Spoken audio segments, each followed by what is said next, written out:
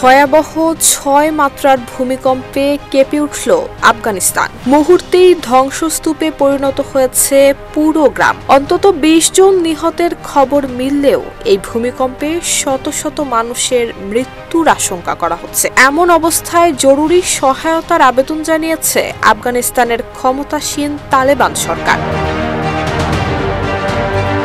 ৩১ August স্থানীয় সময় ১১টা ৪৭ ভূমিকম্পটি আঘাত হানে, যার গভীরতা ছিল ৮ কিলোমিটার। এরপর আরও অন্তত ৩টি পরাঘাত হয়েছে, যার মাত্রা ছিল ৪.৫ থেকে ৫.২ এর মধ্যে। ভূমিকম্পের কেন্দ্রস্থল থেকে প্রায় ২০০ কিলোমিটার দূরে আফগানিস্তানের রাজধানী কাবুলে বেশ কয়েক সেকেন্ড ধরেই কম্পন অনুভূত হয়েছে।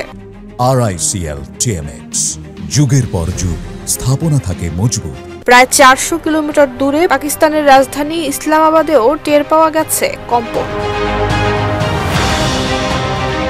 আফগানিস্তানের কুনার প্রদেশের নুরগাল জেলার মাজার উপত্যকা। মূলত পাকিস্তানের সীমান্তবর্তী পাহাড়ি এই উপত্যকায় ঘরবাড়িগুলো বেশি ক্ষতিগ্রস্ত হয়েছে। এমন অবস্থায় দুর্গম পাহাড়ি এলাকায় ভূমিকম্পের পর উদ্ধার কাজে সহায়তার জন্য আন্তর্জাতিক ত্রাণ সংস্থাগুলোর প্রতি জরুরি আহ্বান জানিয়েছে তালেবান সরকার।